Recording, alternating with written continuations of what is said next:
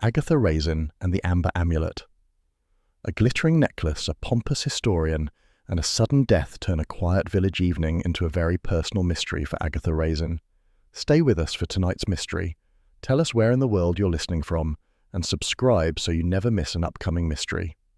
Agatha Raisin swept into the Castle WI Hall with the confidence of a woman who fully intended to dazzle, and was irritated not to find anyone worth dazzling.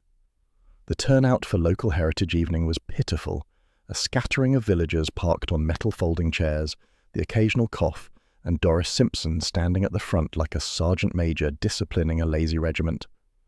"You're late, Mrs. Raisin," Doris announced, her voice carrying with the joyful righteousness of someone catching a rival out. "We've already started." "Then I'm sure you can catch me up, Doris," Agatha replied, brushing past her. She lifted her chin a little higher than necessary, making certain her new amber necklace caught the hall's harsh fluorescent light. She had spent an outrageous amount on it, knowing full well that her bank account disapproved. Still, it was worth it. The amber glowed warmly against her skin, and she had imagined at least one gasp of admiration. No gasp came, only a few polite glances, followed by whispers. Agatha's irritation spiked. Doris cleared her throat pointedly. "Tonight's speaker is Mr. Clement Hardwick, noted amateur historian." The man in question, a lanky figure with the smug expression of someone deeply impressed with himself, stepped forward. "Noted indeed," he said, as though the title had been bestowed upon him by the Queen. "We are here to discuss ancient Cotswold settlements and the mysterious artifacts left behind." Agatha folded her arms, unimpressed. Hardwick continued droning, waving slides far too quickly and rambling about pottery shards and something called ritual enclosures. Agatha's attention wandered. She admired her necklace again, convinced the amber made her look exotic and interesting in a way the WI members sorely lacked. Then Hardwick stopped mid-sentence, his eyes fixed on Agatha's neck. "Good heavens," he said loudly. "That necklace, madame, may I?" "No," Agatha replied instinctively, stepping back. But the hall had already leaned forward, curiosity buzzing. Hardwick ignored her refusal and approached anyway, peering so closely at her chest that Agatha wondered if she should slap him. "That," he declared, raising a finger theatrically, "resembles the lost Baltic amber amulet from the Castle excavation." The hall erupted in delighted gasps. Doris Simpson pressed a hand to her bosom in mock shock. "You don't say!" Agatha flushed. "It's just a necklace I bought in Mercester." "Impossible," Hardwick said. "The original was carved using Iron Age techniques. Oh yes, I'd recognize it anywhere." His voice rose with feverish enthusiasm. "This piece was said to influence fertility rituals among—" Agatha snapped. "I don't need help with fertility, thank you." The hall cackled. Even Mrs. Bloxby, sitting in the back, hid a small smile behind her programme. Hardwick continued pontificating. "If it is the amulet, this is a remarkable moment in local history. Might I examine the clasp?" "No, you may not," Agatha retorted, but he was already reaching. She felt a brief tug as his fingers brushed her neck. She swatted him away, furious. "Boundaries," she hissed. "You must have heard of them." More laughter. Hardwick flushed, then tried to regain command of the room by talking even louder, as pedants always did when threatened. The rest of the event limped along. By the time they reached tea and stale ginger biscuits, Agatha's temper simmered dangerously. She was aware of the whispers following her like persistent gnats. "Hodge appreciates my jewellery more than this lot," she muttered. At least her cat had taste. Outside, the evening had settled into quiet village stillness. Agatha pulled her coat closer and stormed toward her car, heels clicking sharply on the paving. Behind her, Hardwick emerged from the hall, still arguing with Doris Simpson about the proper cataloguing of artifacts. His voice rose, pompous and nasal.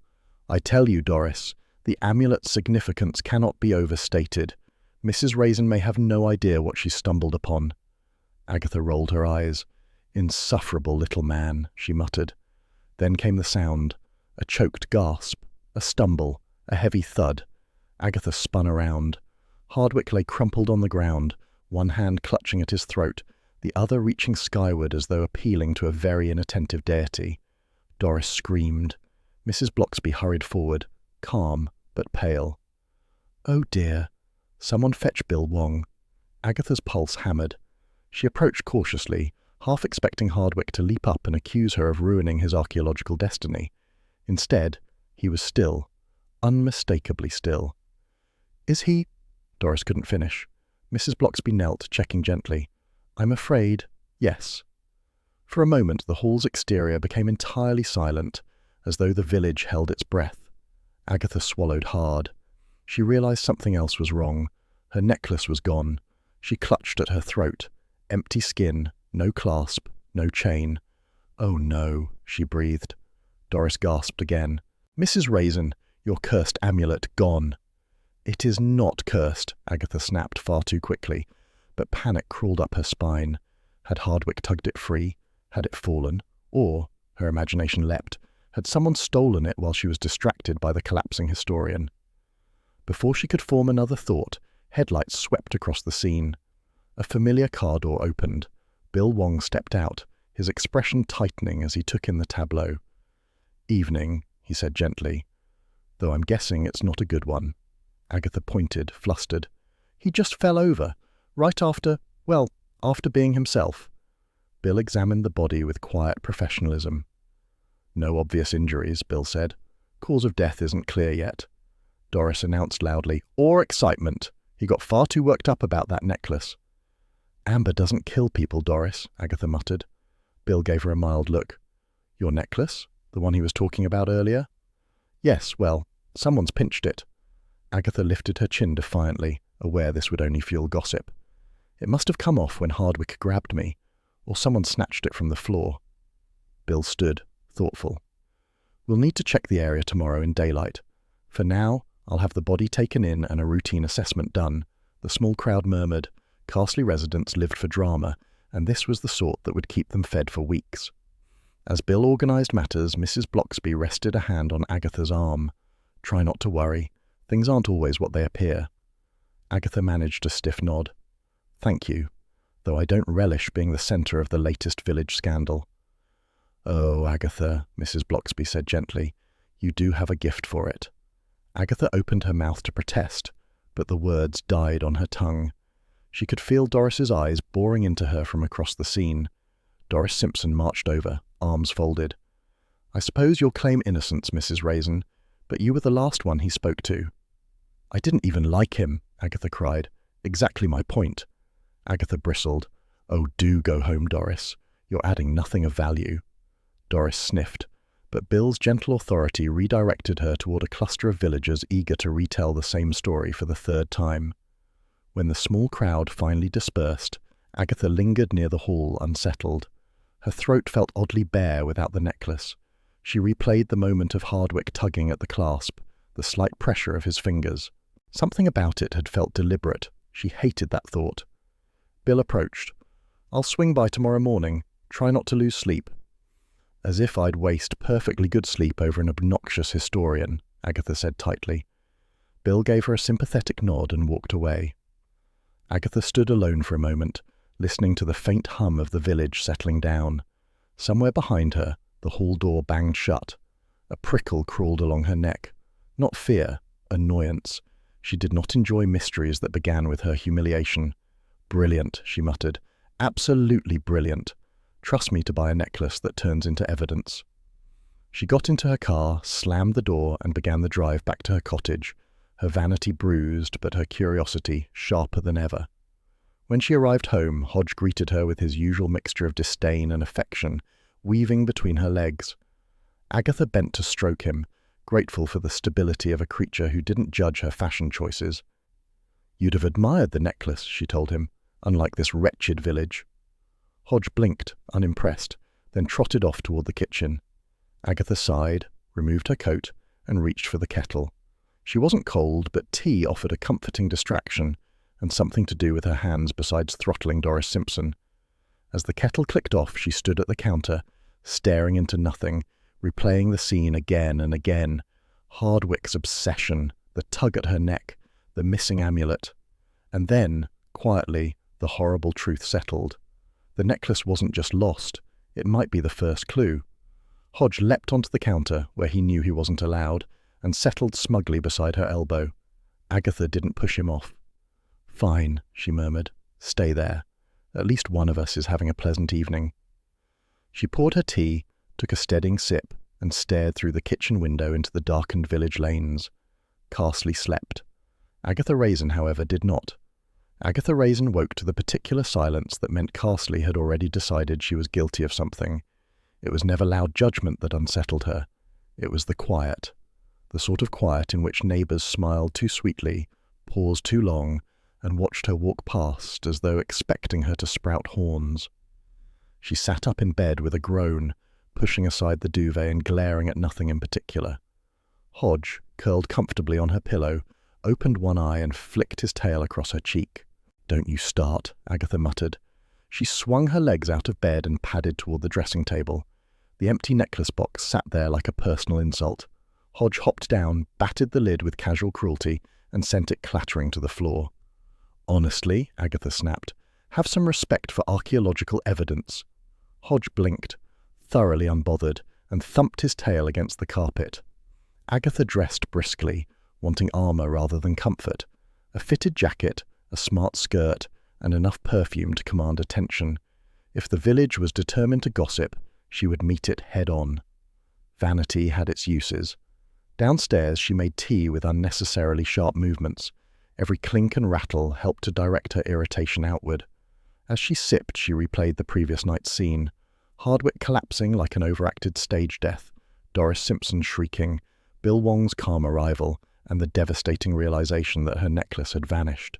It was mortifying enough to be publicly ridiculed. Losing the jewellery altogether felt like being stripped of dignity. A knock interrupted her brooding. She opened the door to Mrs. Bloxby's warm, sympathetic face. "Good morning, Agatha. I hope I'm not intruding." "Only on my peace of mind," Agatha said, stepping aside. "But that's been thoroughly compromised already." Mrs. Bloxby entered with the gentle efficiency of someone accustomed to calming the emotional storms of others. "There's a rather unfortunate amount of talk already," she said softly. "People don't mean harm, they simply enjoy a narrative." "They enjoy my humiliation," Agatha corrected. Mrs. Bloxby smiled faintly. "Perhaps, but you do rise rather magnificently to these occasions." Agatha sniffed. "Last night was hardly magnificent." "No," Mrs. Bloxby agreed, "but it was memorable, and villagers do like memorable things." Agatha rolled her eyes. "Has Doris begun poisoning the well?" "I believe she prefers to think of it as clarifying the water." "Ha! With her it's more like stirring mud." Mrs. Bloxby's kind expression remained steady. "Bill will be in touch soon. Until then, perhaps it's best to keep to ordinary routines." "Ordinary routines send me to the Red Lion," Agatha said, "which is precisely where everyone will be whispering." "All the more reason to go," Mrs. Bloxby said gently. "People gossip less directly when confronted with the subject." Agatha groaned but accepted the logic. When Mrs. Bloxby left, offering one last encouraging smile, Agatha felt marginally fortified. Not cheerful, never that, but fortified. She grabbed her handbag, told Hodge not to destroy anything valuable. He blinked innocently, which meant disaster, and marched toward the Red Lion. The pub was already lively for morning. A cluster of regulars were gathered near the bar, their heads leaning conspiratorially together. Conversations dropped a fraction when Agatha entered. "Oh, don't mind me," Agatha said loudly. "I'm merely the woman whose jewellery caused a death." Several villagers winced. One coughed. Another studied their pint as if desperately hoping to drown in it. Fred Jessup cleared his throat. "No offence meant, Mrs. Raisin. People are just a bit surprised." "Surprised that a historian can expire without warning?" Agatha asked sharply. "Or surprised that I happened to be near him when he did?"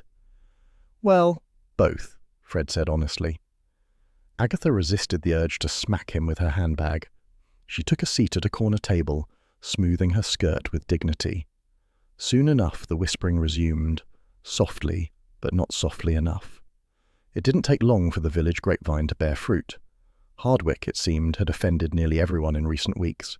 He had lectured Bert about improperly maintained hedgerows, corrected Mrs. Mason's story about Roman coins at least 3 times, and declared Carsley's church documents charmingly misguided. His interest in old land deeds and parish records had been met with universal irritation. Agatha listened, surprised but secretly relieved. "So, he annoyed the entire village," she said. "Good. Makes a change from me being the only target." "That man made a career out of nitpicking," Fred said. "Always thought he knew better than everyone." Worse than Doris? Agatha asked. A respectful silence followed. Even gossip had limits. The pub door banged open dramatically, and Roy Silver breezed in, coat swirling like an actor entering stage left and demanding applause. "Aggie!" he cried, spotting her immediately. "Darling, why didn't you tell me you were mixed up in some cursed necklace business?" "It isn't cursed," Agatha said through clenched teeth. Roy dropped into the seat opposite her. "Well, that's what everyone in London is saying." "How does London even— Never mind, I don't want to know."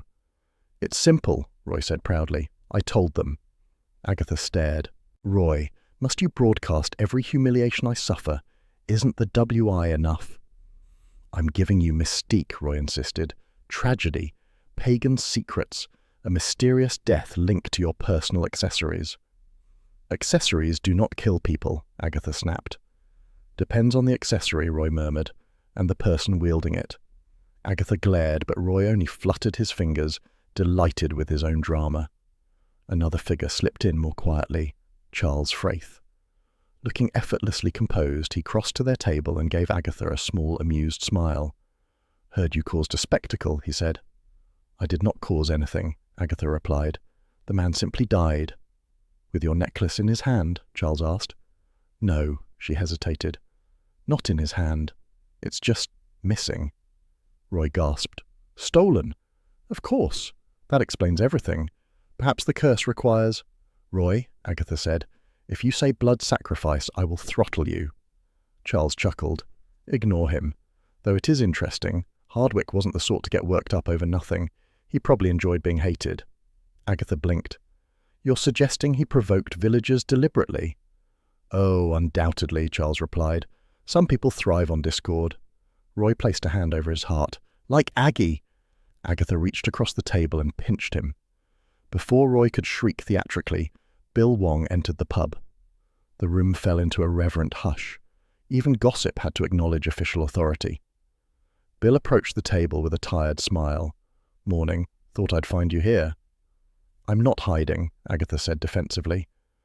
"I didn't say you were," Bill replied kindly. "But we need to talk." He sat, folding his hands. "There's nothing obvious about Hardwick's death. No injury, no medical history we're aware of. The doctor needs more information." "So, he didn't just drop dead?" Agatha asked. "Unclear, but we have to consider possibilities." Bill hesitated. "Your necklace is now officially of interest." Roy squealed. "The curse!" Agatha groaned. "Roy, please," Bill continued. "Also, Hardwick's research notes appear to be missing." "What research notes?" Agatha asked sharply. "He kept detailed records of everything he reviewed. Land deeds, excavation disputes, church files, all gone from his room." Agatha felt a small, satisfied spark. "So he made numerous enemies." "Quite possibly," Bill agreed, "but we still need to find your necklace." Agatha sat straighter. "Then I want to help. I refuse to be sidelined while people mutter about cursed trinkets and murder." "No one is saying murder," Bill said carefully. "Yet," added Roy. Charles leaned back, thoughtful. "Hardwick mentioned disputes over an old excavation. Someone must know more." Agatha felt momentum rising. "Then I'll find them." Bill looked resigned. "Just be careful." "Careful is my middle name," Agatha said. Roy snorted. "Your middle name is Trouble." Agatha ignored him with dignity, rising from the table. She felt the familiar fire of determination stirring, fueled partly by indignation, partly by pride, and mostly by a desire to reclaim her lost jewellery. As she reached the pub door, Fred Jessup called after her. "Mrs. Raisin, thought you'd want to know, the antique shop where you bought that necklace. Closed up this morning, completely empty." Agatha froze. Roy gasped dramatically behind her. Charles raised an eyebrow. Bill exhaled softly. Agatha slowly turned back toward Fred. "Closed? As in shut for the day?" Fred shook his head. "As in gone. Vanished. No notice. No forwarding address." For a moment, Agatha merely stared. Of course the shop had disappeared. Agatha Raisin never had ordinary mysteries, only ones that came wrapped in humiliation, gossip, and vanishing antiques. "Brilliant," she muttered. "Just brilliant." She pushed open the pub door and stepped into the village lane, her heels clicking with renewed purpose. Somewhere in the distance, church bells chimed faintly. Agatha squared her shoulders. If Carsley thought it had enough gossip now, it hadn't seen anything yet. At home, Hodge lifted his head from the windowsill as she entered, stretched lazily, and blinked as if to say he had expected no less. Agatha sighed and placed her handbag on the table. "Well," she told him, "it seems we've got ourselves another mess." Hodge yawned, then curled decisively back into sleep. Agatha Raisin marched into Mercester with the grim purpose of a woman determined to reclaim both dignity and jewellery. The antique shop stood on a narrow side street, tucked between a florist and a bakery. Normally it displayed a cluttered array of relics and curiosities. Today, its windows stared out blank and accusing, stripped bare as a plucked chicken. "Oh, marvellous," Agatha muttered. "The one time I buy something meaningful, the shop evaporates." She rattled the locked door. A closed sign hung crookedly inside, but the emptiness beyond it made the sign feel like mockery. She peered through the glass, hoping for movement, a forgotten teacup, anything that suggested temporary closure. Nothing. A woman from the florist next door leaned out. "Looking for Lydia?" "Preferably alive," Agatha replied. "Where's she gone?" The florist shrugged with theatrical mystique. "Vanished yesterday. Packed everything in crates. Lorry came at dawn." She lowered her voice. "Heard her having a right row with that historian chap. The one who died. Tall, nasal, thought he owned the street." "Hardwick," Agatha said tightly. "That's the one. He came storming in 2 days ago. They shouted about provenance and authenticity. Lydia looked ready to brain him with a candlestick." Agatha's jaw tightened. "Did she leave an address?" "No. Just said she was closing shop for personal reasons."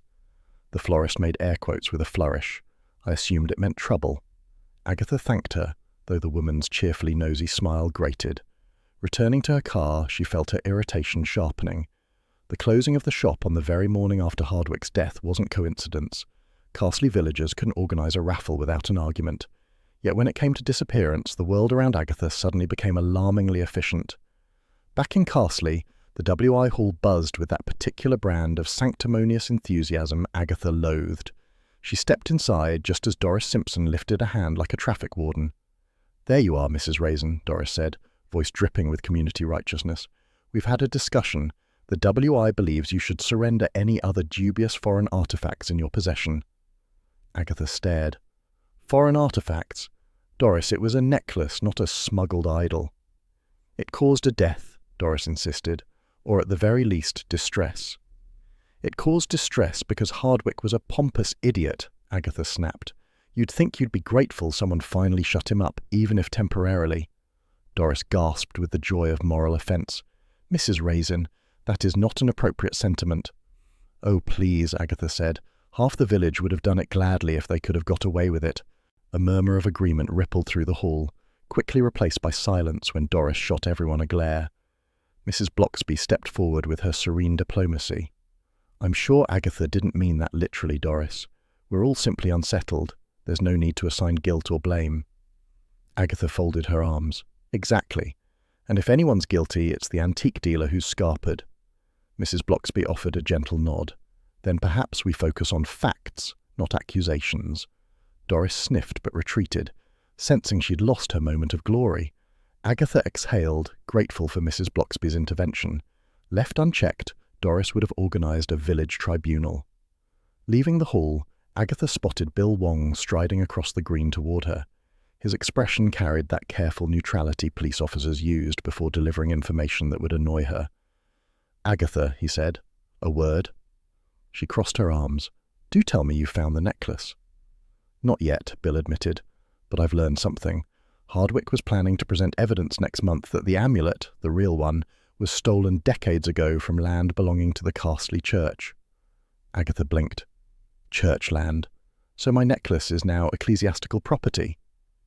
"Possibly," Bill said. "He believed he could prove it. The church council wanted nothing to do with it, but Hardwick was determined." Agatha felt the familiar prickle of annoyance. Of course he was. The man probably lectured God about how to arrange the 10 Commandments. Bill smiled briefly. If the amulet is connected to church land, it's not just financially valuable. It could have historical and legal implications. So whoever has it now might not want it found, Agatha said. Exactly, which is why you need to be cautious. Agatha ignored that part. And the antique dealer? Lydia Bracewell? She's run off. Bill nodded. Suspicious, yes. But don't jump to conclusions. People disappear for mundane reasons too. Not in my life they don't, Agatha muttered. They flee, hide, or cause scandals. Bill hesitated. One more thing. Hardwick had a confrontation with Bracewell about authenticity. She sold you that necklace, didn't she? Yes, Agatha said, bristling, and it looked authentic enough. Hardwick claimed otherwise. Loudly, I'm told. Bracewell didn't take it well. Agatha's irritation flared. So now I'm wrapped up in a quarrel I never asked for. That sums up most of your cases, Bill said gently. She glared, though only moderately. Fine. What do you suggest I do? Stay out of trouble, Bill paused, which I know you won't. Agatha gave a tight smile. You know me too well. As Bill walked away, Agatha felt suspicion knot tightly in her stomach. Hardwick arguing over authenticity, Bracewell fleeing, the shop emptied overnight. It all pointed to something very wrong. Returning home, she entered her cottage with determination. Hodge leapt onto the table, scattering yesterday's post onto the floor. Agatha bent to pick it up, muttering about feline sabotage. A small cream envelope lay among the bills and catalogues. No stamp, no return address. Her name scrawled in uneven ink. Agatha tore it open. Stop digging. No greeting. No signature. Just the two words, threatening in their simplicity. Agatha stared at the message, pulse ticking in her throat. Someone was watching. Someone didn't want questions asked, and someone believed she was dangerous enough to warn. Ha, she said aloud, lifting her chin. Clearly they've underestimated me. Hodge nudged her elbow, purring faintly as if approving the challenge. Agatha placed the note on the counter, the kettle clicking to life beside her. As steam began to rise, her irritation sharpened into resolve. If someone wanted her to stop digging, they were about to be deeply disappointed. She stroked Hodge between the ears, her voice softening. Looks like we've annoyed someone important, darling. Hodge settled into a loaf-shaped sprawl, tail flicking once before stilling, just the sort of domestic endorsement Agatha needed. Don't smirk at me, Agatha snapped. I am perfectly capable of scholarly work. Charles Fraith smirked anyway. He had arrived at the churchyard just as Agatha emerged from the vicarage with Mrs. Bloxby's permission slip to consult parish records. He leaned against the stone wall with lazy elegance, hands in pockets, every inch the amused aristocrat. Research suits you, he said. Very BBC documentary. Perhaps you'll start wearing tweed. I own tweed, Agatha retorted. It just doesn't own me. Charles laughed softly. Lead on, Dr. Raisin. Agatha ignored him and pushed open the door to the parish records room beside the church. The interior smelled of old paper and lavender polish, a scent Mrs. Bloxby insisted kept moths and mischief away. Sunlight slanted through the high window, falling across shelves of ledgers and boxes neatly labelled in the vicar's careful handwriting. Compared with the chaos of Agatha's home office, the room felt intimidatingly orderly. She drew a breath, straightened her shoulders and began scanning the boxes. We're looking for references to the Carsley excavation, something about an abandoned dig in the 70s. Charles peered over her shoulder. Didn't know you were alive in the 70s? Charles, she said warningly. Sorry, you're timeless. That's worse. He chuckled as Agatha tugged out a thick ledger labelled Parish Matters 1974-1980. She placed it on the table with more force than necessary, sending a soft puff of dust into the air. Ah, she said, flipping pages. Here we are. Excavation proposal, rejected. And another entry. Public dispute regarding artifact claims. Charles raised an eyebrow. Sounds terribly exciting. Everything sounds exciting when you don't have to do the work, Agatha muttered. She skimmed deeper. Here, objection by E. Linton. Edgar Linton. Name rings a bell. Older chap, Charles said. Lives on the far lane with the peeling hedges. Has opinions on everything. Agatha snorted. He'd fit nicely in the WI. She read aloud from the ledger. Mr. Linton alleges investigator Clement Hardwick removed items without permission. She stopped. Charles whistled quietly. So Hardwick had enemies decades before you gave him your death glare. I didn't give him a death glare. Agatha, your glares have range. That one may have been fatal. She pushed him. This proves Hardwicke wasn't universally adored. He must have antagonized half the county. Probably more. He had a natural talent for it. Agatha traced the old cursive noting that the dig had been halted after villagers protested Hardwicke's methods. The ledger mentioned disputes, rising tensions, and accusations of academic theft. "Edgar Linton led the charge," she murmured. "I need to speak with him." Charles glanced toward the door. "You may also need to speak with whoever's been watching you." Agatha froze. "What?" He tilted his head slightly. "Don't look sharply, just subtly." Agatha attempted a subtle glance, which in practice looked like a startled owl whipping its head sideways. Across the lane, near the wall of ivy, someone stood half in shadow, a figure in a coat, motionless, watching. Agatha's stomach tightened. "How long?" "Since before you came out of the vicarage," Charles said lightly. "Could just be a villager curious why you're fraternizing with dusty archives. Or someone trying to keep history buried," Agatha whispered dramatically. Charles grinned. "And people say you exaggerate." The figure shifted slightly, then walked slowly away, disappearing behind the yew tree bordering the cemetery. Agatha shut the ledger decisively. "I'm going to Linton's. Now." Charles raised both brows. "Marching up to a man who once threatened to throw Hardwicke down a trench. Brave." "Oh, please. Older men adore me." "Yes," Charles said. "They adore you because you terrify them." Agatha packed the ledger away, smoothed her hair, and strode toward the churchyard gate. The crisp morning air nipped at her cheeks. Gravestones glimmered with early frost, though the scene didn't dominate. Her focus was fixed on mystery rather than atmosphere. Charles followed lazily. "If this archaeological phase becomes permanent," he said, "I suppose I must prepare myself for dinner conversation involving pottery shards. Better than your dinner conversations involving hunting and boredom." "You wound me." The two walked toward Agatha's car. She brushed off a thin coating of dust on the bonnet, then frowned. The front left tire sagged slightly, the rubber depressed as though losing air. "Oh no," she said. "Not again." Charles knelt to examine it.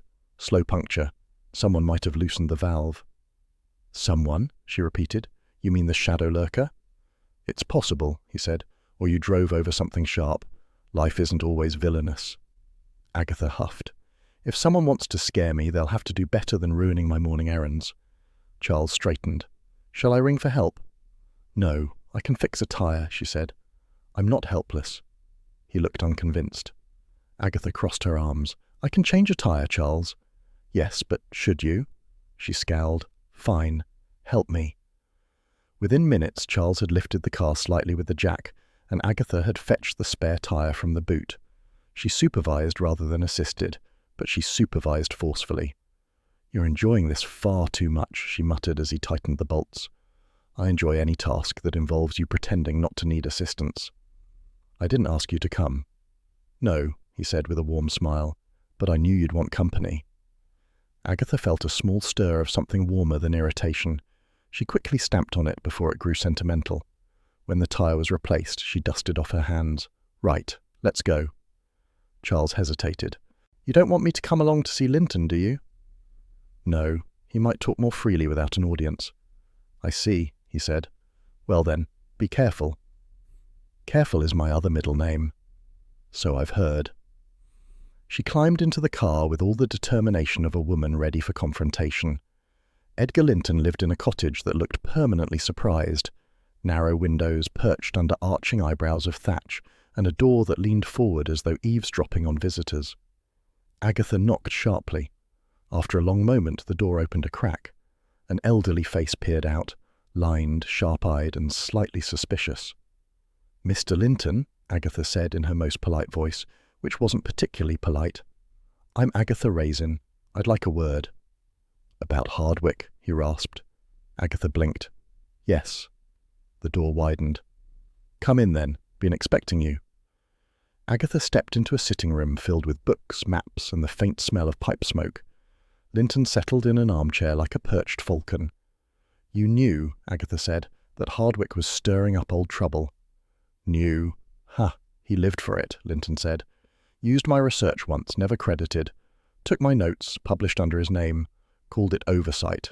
Oversight my foot." "So you disliked him," Agatha said. "Disliked?" Linton barked a laugh. He was a walking grievance, but I didn't kill him if that's what you're asking. Agatha lifted her chin. I'm asking why he was so determined to dredge up the past. Because he thought it made him important, Linton said. Churchland, stolen artifacts, ancient rites. He thought exposing secrets would make him famous. Were there secrets? Agatha pressed. Linton gave her a slow, evaluating look. There are always secrets in a village, but most aren't worth digging. Agatha felt the words land heavily.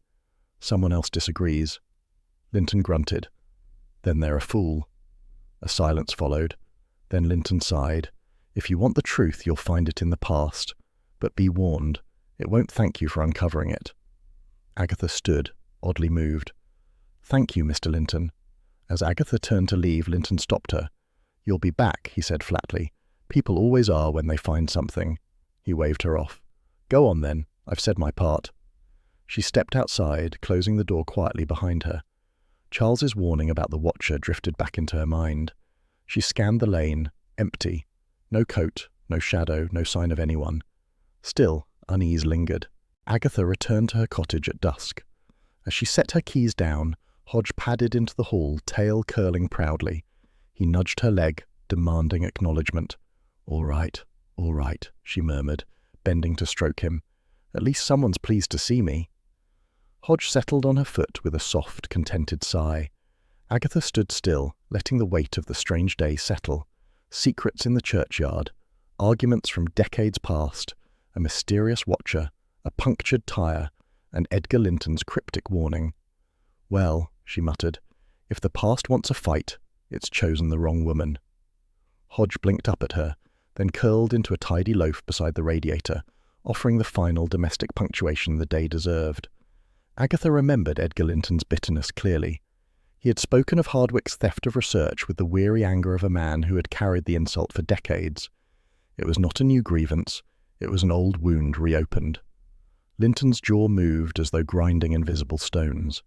Years ago, when the dig began, I told him about the amber piece, where it was found, what old families had said about it, the stories attached, oral histories passed down for generations. He leaned forward. He wrote it all down, every word. Promised he'd reference me properly. He didn't, Agatha guessed. He published an article calling it Local Rumour Compounded by Superstition. Linton slapped the arm of his chair. Rumour. After I'd given him the information directly. Agatha winced on his behalf. So you confronted him? Of course I did. Told him he'd used me. He laughed. Linton's expression curdled. Hardwicke always thought rural people were beneath him, said gratitude wasn't part of academic discourse. Agatha bristled. Arrogant little man. He returned years later, expecting cooperation for his new research, Linton said. I refused. Told him he'd have my notes over my dead body. He made rude suggestions about my longevity. Agatha felt genuine sympathy. You hated him. That much is clear. Oh, I despised him, Linton said calmly. But hatred doesn't make me a murderer. Agatha studied him carefully. His steady voice, the lines of frustration etched into his face, the honesty of an old man harbouring grudges but not malice. She believed him, irritatingly enough. I was angry, he said. But anger fades. Pride, though, that lingers. Hardwicke trampled on everyone's pride. That's why half the village could have throttled him. This interested Agatha. Who else? Any villager who gave him information and received mockery in return, Linton said. The vicar, Bert Jessup. 3 of the landowners he lectured about false boundaries. Hardwicke made enemies by the hour. Agatha absorbed this. So the amulet was central to the quarrel. Oh yes, Linton said. Hardwicke wanted it for years. Thought it would prove his theory about ritual sites and pagan continuity. He smiled thinly. He never cared whether villagers approved or not. That's why the dig collapsed. Pride on both sides. And you're absolutely certain you didn't kill him? Madam, Linton said with exaggerated dignity, if I'd ever planned to do away with that man, it would have been 30 years ago, when I could still lift a shovel. Agatha reluctantly let the matter rest. When she stepped back outside, Charles was waiting by the lane, leaning against his car with the patience of a man who had already predicted she'd spend longer than promised. Well, he asked. Agatha locked the gate behind her.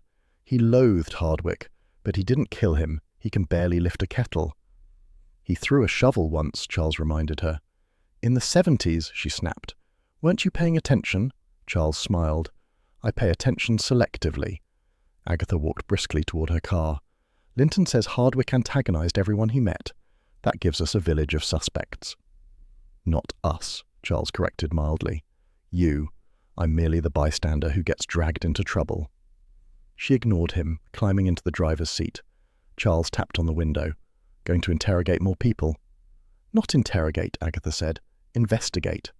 Ah, subtle distinction. She drove off before he could say anything further, though she suspected he mouthed something infuriatingly amused as she left. By early afternoon, Agatha found herself intercepting Roy Silver on the phone. He answered in his usual theatrical fashion. Aggie, darling, I have news. I don't care about London gossip today, Agatha began. You will care, Roy said, because your dear historian friend, well, late historian, was shopping around a book proposal. Agatha paused. Book proposal? Yes. Something about lost Cotswold artefacts and ecclesiastical theft. Quite dramatic. My friend in publishing said Hardwick pitched it as a career-defining revelation. Agatha felt the pieces shift. So he needed the amulet to prove his theory. And needed it quickly, Roy added. Publishers weren't convinced. He had to deliver something sensationally authentic, to quote my editor friend who despises that phrase. Agatha leaned forward in her chair. He was desperate. Darling, Roy said mournfully, desperation is unbecoming in any profession, even academics, and theirs is a profession built entirely on dusty grudges. Agatha snorted. You say that as though your advertising world is above grudges. I don't hold dusty ones, Roy said, mine sparkle. Agatha allowed herself a laugh. Thank you, Roy. This helps. Of course it helps, Roy said. I am a fountain of indispensable brilliance. Just as Agatha was about to hang up, she heard movement behind her. She turned. Doris Simpson stood in the doorway to the W.I. Hall, arms folded and expression pinched. Aha! Doris cried triumphantly. So you admit it? I admit nothing, Agatha said. I distinctly heard you say the word theft. I said ecclesiastical theft, Doris, Agatha corrected. Entirely different. It sounds criminal. Only to you, Doris huffed. I have a duty to keep this village morally upright. Agatha smiled sweetly. Darling, you can't even keep the biscuits fresh. A small audience formed instantly. Mrs. Mason, Bert Jessup, two passing teenagers pretending not to care. Doris, realizing she had a platform, raised her voice. Well, Mrs. Raisin, she said dramatically, people are talking about this amulet. Some say you brought a curse. Oh, for heaven's sake, Agatha groaned. Stop reading tabloid rubbish, Doris. Then explain why the antique dealer vanished, Doris cried. Agatha froze a moment too long. Aha! Doris shrieked again as though uncovering treason. You know something. I know you're unbearable, Agatha snapped. I'm allowed to know that. Mrs. Blocksby appeared like a balm. Ladies, she said calmly, perhaps this is not the time. Agatha took a step back, grateful for her intervention. Doris glowered, defeated but simmering. Mrs. Blocksby touched Agatha's arm gently. Try not to let her rattle you. I don't let her rattle me, Agatha lied. Mrs. Blocksby smiled knowingly. That evening, Bill Wong arrived at Agatha's cottage, wearing the expression of someone bearing carefully measured news. I've just come from the lab, Bill said. There's something you should know. Agatha offered him tea, which he accepted, though it cooled untouched. We found traces of resin on Hardwick's hands, he said. Natural amber resin. Agatha's breath caught. From my necklace? Possibly. Possibly not, Bill said. But the timing fits. He handled something shortly before his collapse. Agatha sank into her armchair. But resin doesn't kill people. No, it doesn't, Bill paused. But it could mean the amulet was in his possession before he died, or that someone else handled it and transferred residue. Agatha felt both validated and uneasy. So the necklace wasn't stolen off me after the fact. Unlikely, Bill agreed. Someone knew its value, Agatha. Someone wanted it. Agatha's stomach fluttered, not with fear, but excitement. A solid clue, a direction. So Hardwick didn't just drop dead, she said softly. Bill hesitated. We don't know enough yet, but it's more complicated than we thought. Agatha rose, pacing. Everyone had motive. Everyone hated him. Everyone had some grievance. Bill watched her steadily. Don't get ahead of yourself. I'm not ahead. I'm exactly where I want to be. He stood. Just be careful. You always say that. I always mean it. When he left, Agatha exhaled long and slow, feeling the thrill of the hunt pull tight around her. As she sat, Hodge hopped onto her lap with impeccable timing. He kneaded her skirt, settled with deliberate comfort, and closed his eyes. Agatha stroked his soft fur and murmured, Darling, we're getting closer. Hodge purred, then flopped sideways, claiming her armchair as entirely his own. Of all the ridiculous possibilities, Agatha snapped, the idea that Hardwick stole my necklace is the most insulting. Charles, lounging in her kitchen doorway as though he lived there, raised an eyebrow. More insulting than Doris calling it cursed? Yes, Agatha said. Doris is stupid. Hardwick was deliberate. Hodge chose that moment to leap onto the counter and begin nudging her empty necklace box with his paw. The lid clattered to the floor.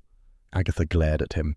Exactly, she said, mocked by cat and dead academic alike. Charles smothered a chuckle. You need answers, not lamentations. What I need, Agatha said, snatching her handbag, is to speak with Lydia Bracewell. She's hiding something. Hiding or avoiding you? Charles asked sweetly. Same thing, Agatha replied. Come on, you're driving. They reached Evesham in less than 20 minutes, Agatha criticizing Charles's driving style at every corner. Lydia Bracewell's new address had been gleaned from a florist too fond of gossip. Agatha marched up the path of a modest semi-detached house and hammered the door. It opened a crack. Lydia peered out, pale but defiant. No refunds, she said immediately. I don't want a refund, Agatha replied. I want the truth. Lydia attempted to close the door, but Agatha wedged her foot inside like an enthusiastic bailiff. I know about the argument with Hardwick, Agatha said, and I know you fled. Start talking. Lydia looked from Agatha to Charles, who smiled pleasantly as though this were a social call. Resigned, she stepped back. Fine. 5 minutes. The sitting room smelled faintly of lavender polish and panic. Lydia wrung her hands.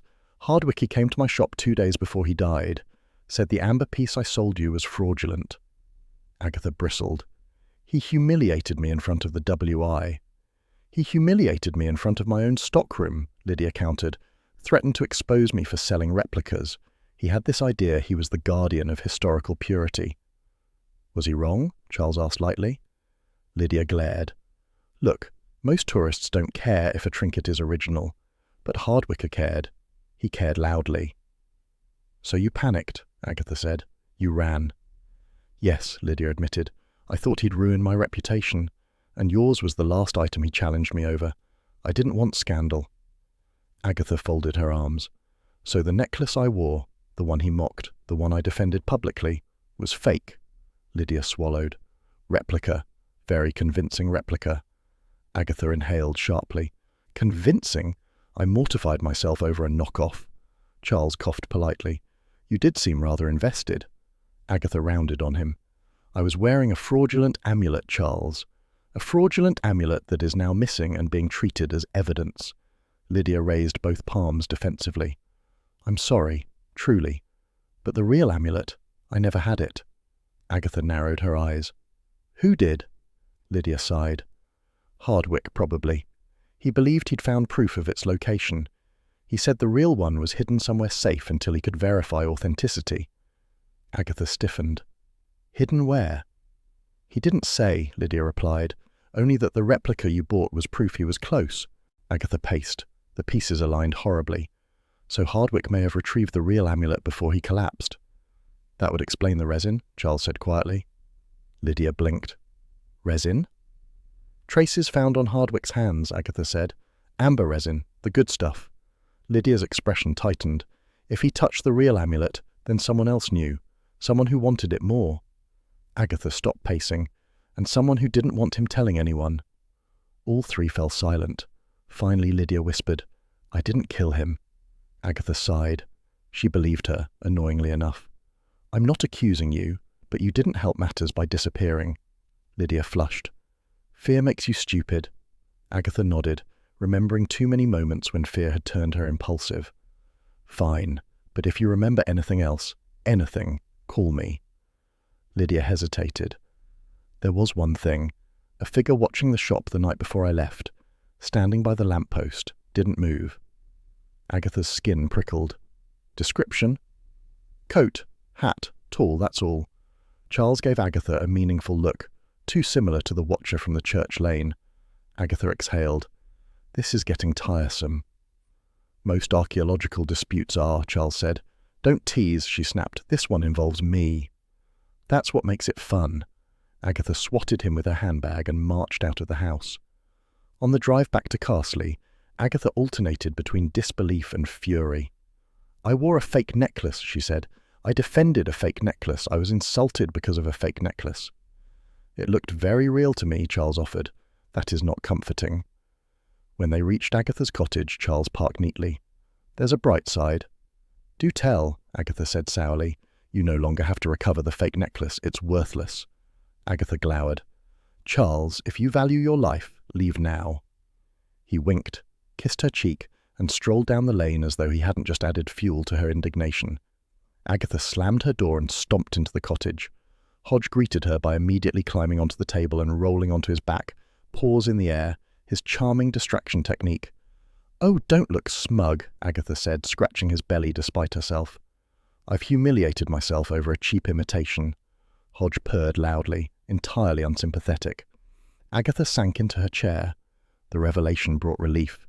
She hadn't lost an invaluable artifact, but also danger. If her necklace was fake, the real one was still out there, hidden, valuable, and touched by Hardwicke shortly before he died. "So," she murmured, "where is the real amulet?" Hodge stretched, flicked his tail, and settled on her lap like a warm, furry punctuation mark to a very troubling question. "Doris Simpson, if you don't start speaking plainly this instant, I will personally lodge you in a museum display labelled Obstruction." That was Agatha's greeting as she cornered Doris outside the WI Hall the next morning. Doris, clutching her shopping basket like a shield, blinked at her with wide, faux innocent eyes. "I don't know what you mean, Mrs. Raisin." "You never do until someone pats you on the back for it," Agatha snapped. "Now what exactly did you see during the heritage evening? And do not say nothing. You don't breathe without observing everything." Doris pressed her lips together in a prim little line. "Well, if you must know, and you clearly must, I did see Mr. Hardwicke fussing with your clasp." Agatha stiffened. "When?" "Just before the refreshments. You were busy criticising the biscuit selection." "I was not criticising. I was offering feedback," Agatha shot back. "Doris, are you telling me he had his hands on my necklace before he collapsed?" Doris perked up, sensing her power. "If you insist on dramatic phrasing, yes. He was tugging at the clasp and muttering." "Muttering?" Agatha repeated. "About what?" "I don't know," Doris said. "I'm not fluent in pompous academic mumbling." Agatha blinked, momentarily impressed. Doris drew herself up. "Now, if you'll excuse me, I have errands. Morally upright errands." She swept off, leaving Agatha fuming in her wake. But inside the anger, something sharp clicked into place. Hardwicke had been at her neck. He'd touched the clasp. He'd been desperate about the amulet, and she had been distracted, very distracted, by public embarrassment. Agatha marched down the lane with the purposeful stride of a woman solving something important and also imagining throttling someone with a tea towel. Charles found her at the Red Lion, aggressively stirring tea as though trying to interrogate it. "You're doing violence to that cup," he observed, sliding into the seat opposite her. "He swapped them," Agatha declared. "Hardwicke swapped the amulets." Charles lifted an eyebrow. "Swapped?" "Replica for real," Agatha said. "Lydia sold me a fake. Hardwicke knew it. He must have had the real one somewhere and switched them during the WI evening." "That would require motive and opportunity," Charles said. "He certainly had motive, the book deal you mentioned." "And opportunity," Agatha added. "He fiddled with my clasp. Doris actually told the truth for once." Charles leaned back, smiling. "I do enjoy when you're in full detective mode. Your eyes go flinty." Agatha ignored that. So Hardwicke retrieved the real amulet. The resin on his hands proves he touched genuine amber. Then someone intervened. "You think he died because of the amulet?" Charles asked. "I think the amulet mattered," Agatha said. Agatha adjusted her line of questioning accordingly. Charles tapped a finger on the table. Then who followed him? Who realized he'd found the real one? Agatha didn't answer aloud, but her mind circled the possibilities. Linton? Someone Hardwick lectured? Someone who wanted it buried, literally or figuratively? Her tea suddenly tasted weak. She slammed the spoon down. "I'm going to Bill." "As punishment?" Charles asked. "As consultation." Bill Wong was at the station, flipping through paperwork with the patience of a saint and the posture of a man who had slept poorly. He brightened slightly when Agatha strode in, brightened, then braced, which was the natural order of things with her. "Bill, I've solved it," she announced. "Of course you have," he said calmly. "What have you solved today?" "After the swap. That's why the resin was on his hands. Doris saw him touching my clasp, and then someone confronted him later." Bill tapped his pen. "Interesting theory, and plausible." "Plausible?" Agatha cried. "It's practically proven." Bill smiled gently. "Agatha, everything is practically proven in your mind if it irritates you enough." She huffed. "Well, it should irritate you too. You're the detective." "Yes," Bill said. "And I have something for you. Lab results." He slid a file across the desk. Agatha opened it. The words leapt out. "Traces of botanical resin, likely derived from natural amber. Present near mouth and fingers. Possible ingestion. Further toxicity analysis pending." Agatha stared. "Ingestion?" Bill nodded. "He had resin in his mouth. Not enough to be corrosive or poisonous on its own, but the type suggests he may have touched something coated in amber resin and then—" He hesitated delicately, licked his fingers. Agatha recoiled. That man was disgusting. "Or careless," Bill said. "Some resins are used in preservation, others in adhesives. If he handled something sticky—" "Like the real amulet," Agatha finished. "Hardwick was always touching things he shouldn't." Bill looked thoughtful. "We also found faint traces around his lips, enough to confirm contact, not enough to explain the collapse. The doctor believes stress or shock played a larger role." Agatha sat back. Something prickled at the edges of her thinking. So, he handled the amulet, and then he died before he could gloat about it. Someone saw him take it. "Perhaps," Bill said, "but we don't know who or why." "Well, it wasn't me," Agatha snapped. "I was too busy trying not to throttle Doris." "Your alibi is tragically believable," Bill said warmly. Then his expression softened. "Just be cautious, Agatha. If someone wanted that amulet badly enough to confront Hardwick—" "They won't scare me," Agatha said firmly. Bill sighed. "I know." Leaving the station, Agatha walked briskly toward the village green. Her thoughts tangled in 100 threads, but one strand held firm. Vanity. Her vanity. She had stood proudly wearing that necklace, imagining admiration, and instead she'd been wearing a fake while Hardwick handled the real thing behind her back. A flush heated her cheeks. Charles appeared beside her, as though summoned by humiliation alone. "You're walking fast," he observed. "I'm furious," she replied. "With yourself?" "Don't be absurd. With the universe." They walked in silence for a moment. Then Charles said, "You did nothing foolish." Agatha snorted. "I walked around flaunting counterfeit jewelry." "You believed it was real." "That's hardly reassuring," Charles smiled. "It looked good." She stopped. "Charles, this is not the time for compliments that sound like insults."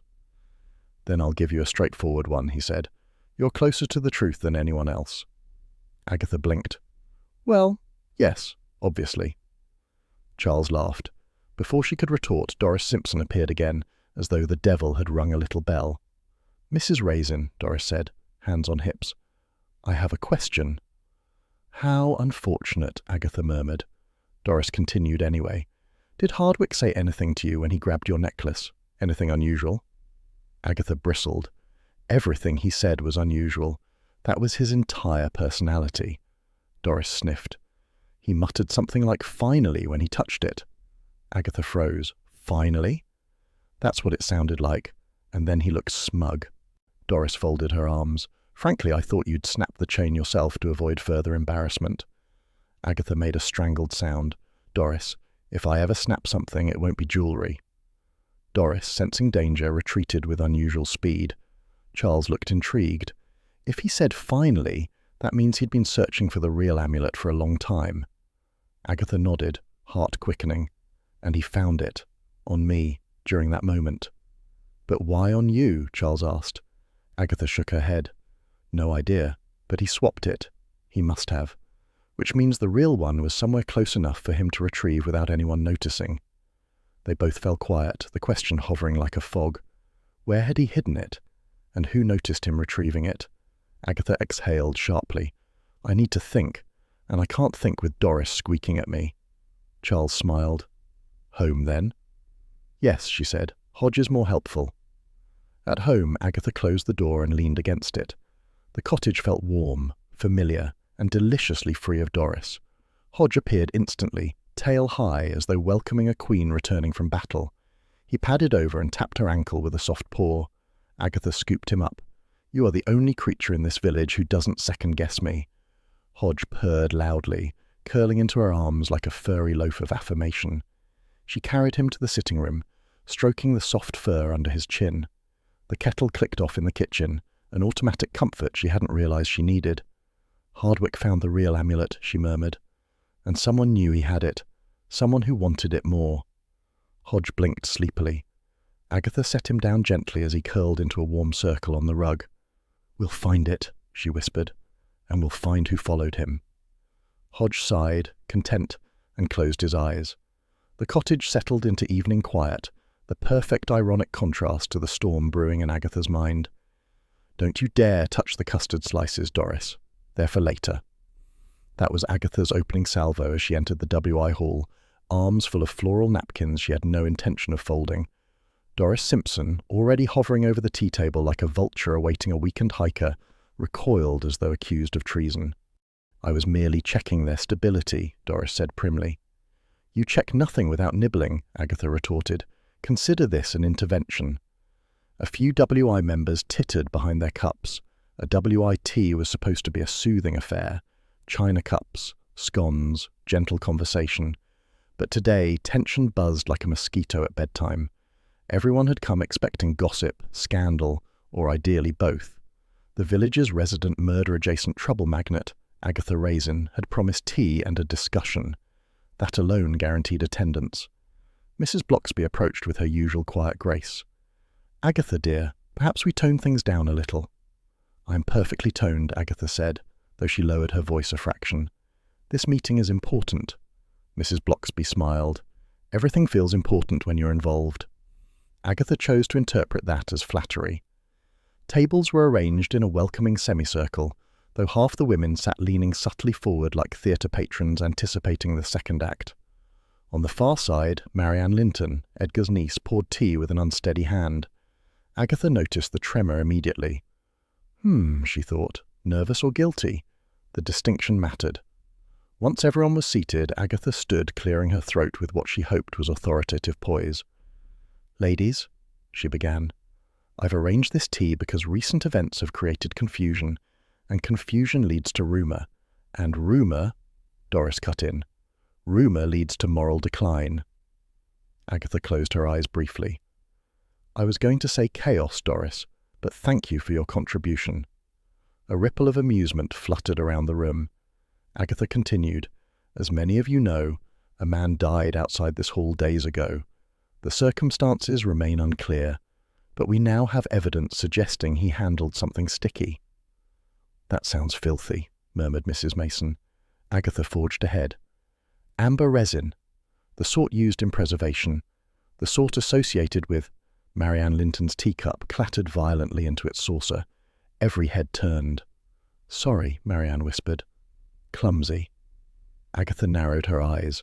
Clumsy was one thing, ghostly pale and sweating was another. She softened her voice. Are you all right, Marianne? Yes, Marianne said too quickly. Completely. Quite. Yes. Agatha's suspicion sharpened. She was not one for subtle psychological observation, but even she could smell discomfort. She resumed. As I was saying, amber resin is commonly found on old artifacts. Marianne made a small, strangled sound. Agatha's gaze slid toward Mrs. Blocksby, who met it calmly and gave a tiny, knowing nod. This was why Agatha valued her, quiet insight wrapped in kind eyes. Doris, sensing attention drifting from her, sniffed loudly. Well, All I know is that cursed jewellery caused havoc. Nothing is cursed, Agatha snapped, except your attitude. That earned a few smothered laughs. You didn't see the state of him, Doris insisted. Dead as a doornail, face all contorted in— Doris, Mrs. Blocksby said softly, let's not dramatise. Doris sat back, chastened but not defeated. Agatha folded her arms. Right. Now, important question. Does anyone here know anything about amber preservation or restoration of church items? A silence followed. Cups clinked. Someone coughed. Then, reluctantly, Marianne raised her hand. Oh, Agatha said innocently. You're familiar with restoration work? A little, Marianne said. Her voice wavered like a faulty wireless signal.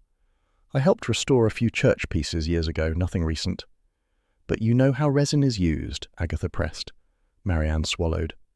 Yes, it seals cracks, protects surfaces, makes things glossy again. Agatha leaned forward slightly. Hardwick had resin on his hands and lips. He must have touched something recently preserved. Marianne's face drained further.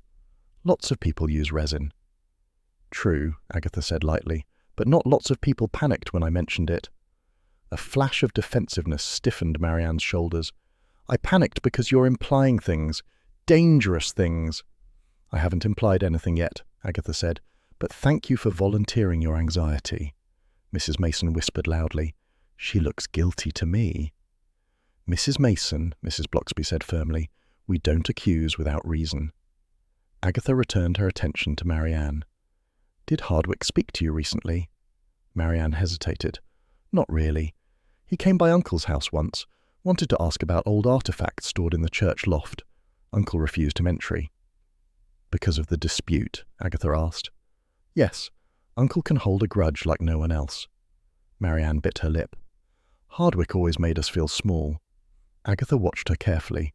Marianne wasn't lying. She was flustered, frightened but not deceitful. So why the panic? Agatha softened her tone again. Did you restore anything for Hardwick, or help him, even unintentionally? No, Marianne said, almost too loudly. Absolutely not. Agatha nodded slowly. Not guilty then, just hiding something tangential. A personal fear perhaps, not a criminal one. Still, the reaction was telling. She switched tactics. Ladies, Hardwick handled the real amulet. We know this now. He swapped my replica the night of the event, and someone must have seen him retrieve it. A murmur passed through the WI like wind through reeds. Doris sniffed. Why would he swap them? Yours was perfectly garish. It was a fake, Agatha said.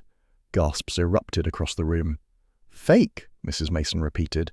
But it looked so. Authentic, Agatha finished, voice dripping with disdain. Yes, I was duped. Humiliating, I assure you. Doris perked up. I knew something was off. It clashed terribly with your top. Agatha closed her eyes. This tea is testing my will to live. Mrs. Blocksby stepped in again, her voice a balm. Ladies, perhaps we should focus on what matters. If someone did see Mr. Hardwick take the amulet, that person may be frightened to come forward. Agatha nodded. Exactly. And fear is more corrosive than resin. Doris muttered. Depends on the resin. Agatha ignored her. Instead, she set her teacup down with deliberate calm. I believe someone here knows more than they're saying.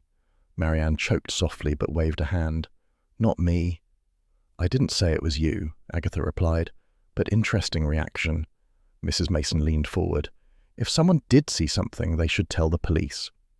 Yes, Agatha said, but people often tell me first. A predictable chorus of agreement rose. Agatha often served as Carsley's unofficial confessional booth. My door is open, she added, wide open. Figuratively.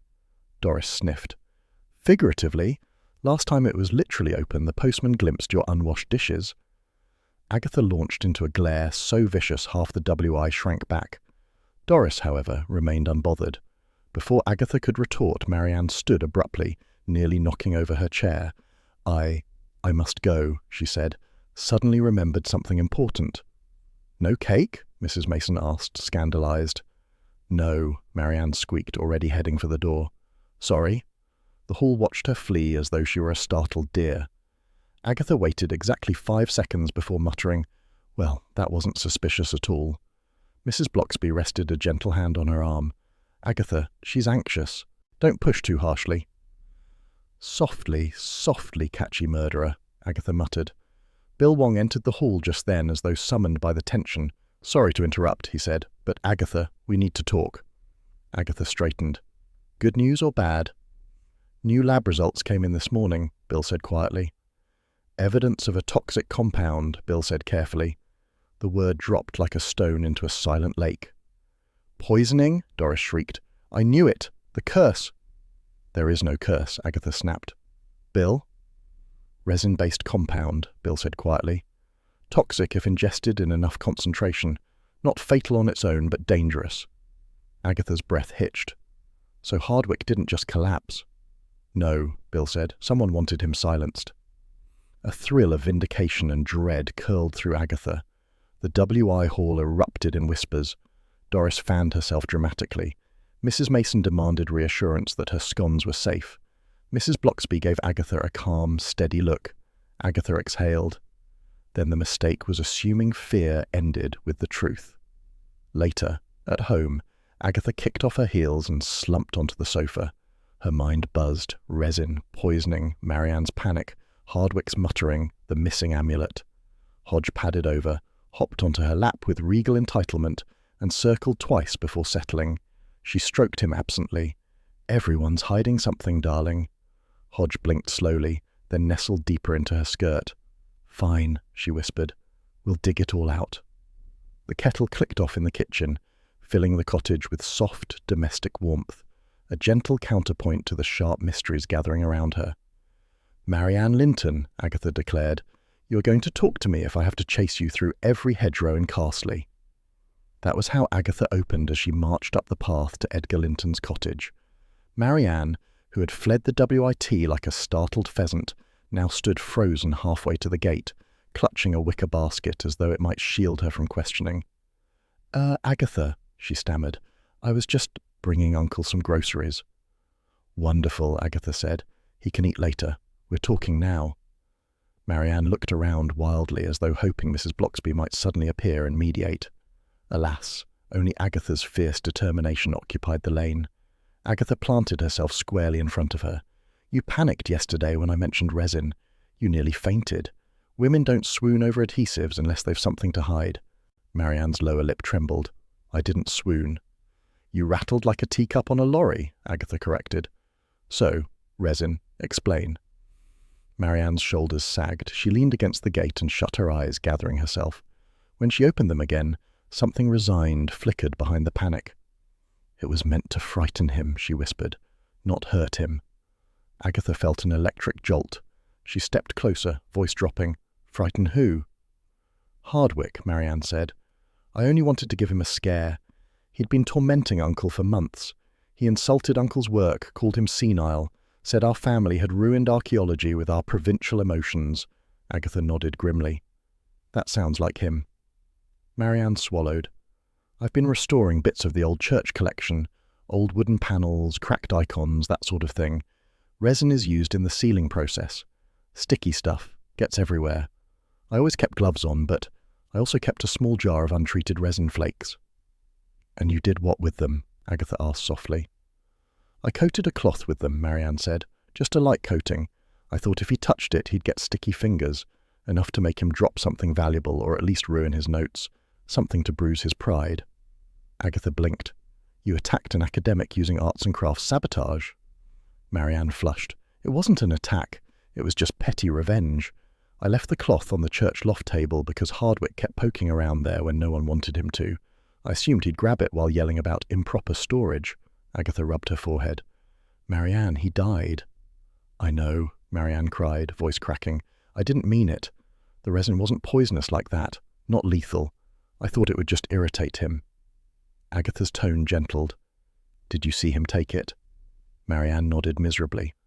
I was sorting hymnals downstairs. I heard him stomping about above. I peeked up the ladder. I saw him grab the cloth and wipe his hands. Then he muttered something about finally proving everyone wrong. Then he left, clutching something to his chest. Agatha inhaled sharply. The real amulet. I suppose, Marianne whispered. I didn't see it. Just the way he held something close.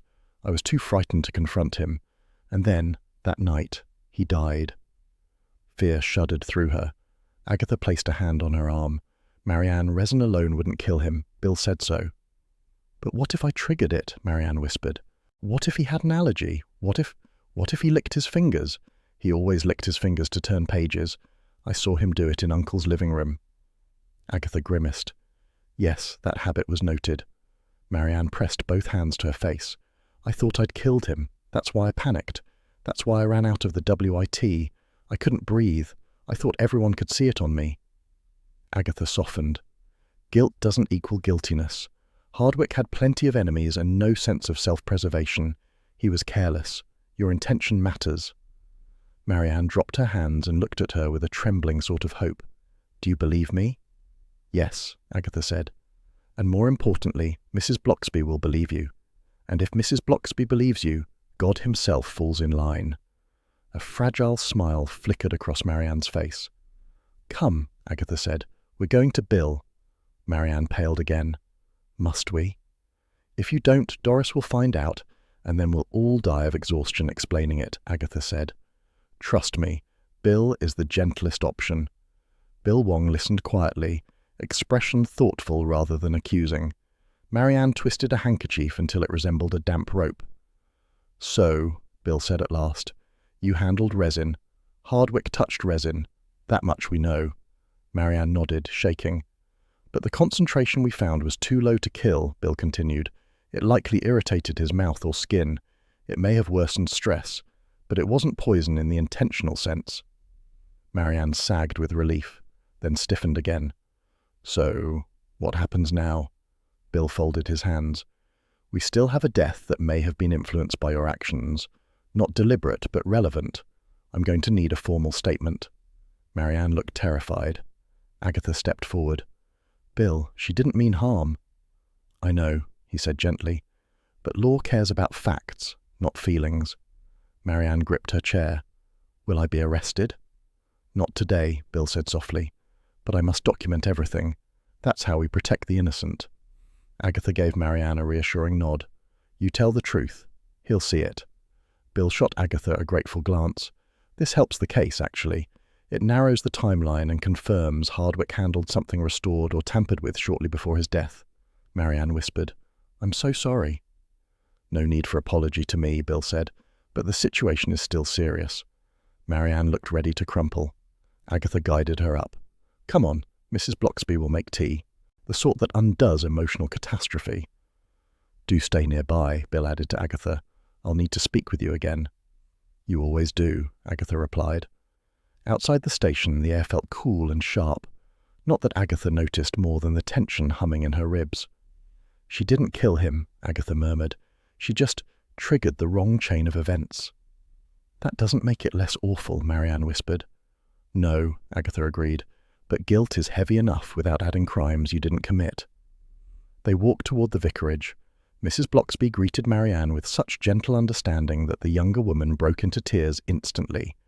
Mrs. Bloxby enveloped her like a mother hen who specialized in emotional crisis management. Agatha watched, appreciating again how the vicar's wife possessed a sort of holy magic unavailable to the rest of the village. When Marianne was settled, Agatha stepped aside with Mrs. Bloxby. She didn't mean harm, Agatha murmured. I know, Mrs. Bloxby said softly. People often do wrong things for right reasons, or frightened reasons. Agatha nodded. She was trying to protect Edgar. Loyalty and fear make strong companions, Mrs. Bloxby said. Let us hope truth makes stronger ones. Agatha felt a pang of what she didn't know. Sympathy, perhaps, or a reminder that her own loyalty sometimes marched her into trouble. Mrs. Bloxby offered a small, sad smile. You did well bringing her in. Agatha straightened. Praise from Mrs. Bloxby was rare and precious. Someone had to. Mrs. Bloxby guided Marianne inside for tea and quiet conversation. Agatha headed home, her steps brisk, thoughts tangled. Marianne hadn't intended harm. Hardwick had handled the real amulet. And someone else, someone with sharper purpose, had stepped into the shadows of that night. She reached her cottage, unlocked the door, and slipped inside. The warm, familiar smell of home wrapped around her. Hodge trotted up, tail aloft, scolding her with a decisive meow for returning later than expected. Oh, hush, Agatha said, scooping him into her arms. "You weren't the one interrogating artisans and saving panicked nieces." Hodge chirped in faint disapproval, but allowed himself to be carried to the sofa. Agatha sat stroking his back as his purr began, reluctantly at first, then steady and reassuring. "Well, darling," she murmured, "it wasn't murder by Raisin. It was something far nastier." Hodge blinked, unimpressed by human complexity. Agatha leaned back as the kettle clicked off in the kitchen, filling the cottage with its soft domestic punctuation. "And now Bill prepares an arrest," she whispered, "but for the wrong person." Hodge stretched luxuriously, then curled into a warm comma against her hip. Agatha stared ahead, eyes narrowing. "Time to find the right one." "Agatha, don't glare at me like that. I'm not the Crown Prosecution Service." Bill Wong stood in her doorway, arms folded, expression patient in the way only a man long acquainted with Agatha Raisin could manage. She glared anyway. "I'm allowed to glare," Agatha huffed. "You're about to arrest a girl whose only crime was having an emotional pulse." Bill sighed. "No one is marching anyone off in chains. Marianne will give a full statement. Then the CPS will decide whether accidental involvement constitutes negligence." Agatha flung herself onto the sofa. "Negligence? She dropped resin, Bill. Resin! Honestly, half the WI got more dangerous substances under their nails making chutney." Hodge, disturbed by the volume, padded in and hopped beside her, giving Bill a pointed stare as though accusing him of ruining the household peace. Bill crouched to scratch Hodge's head. "You are not helping," he murmured at the cat. Agatha crossed her arms. Marianne didn't poison him. Hardwick basically poisoned himself through sheer unhygienic living. Bill straightened. Intent matters, but effect matters too. Someone died shortly after contacting a substance she knowingly placed to cause distress. Even if her intention wasn't harmful, it's legally messy. Agatha made a dismissive sound. "Hardwick's whole life was messy. I don't see why the village should pay for his inability to behave like a human being." Bill gave her a long, level look. "Agatha, laws exist whether or not we like them."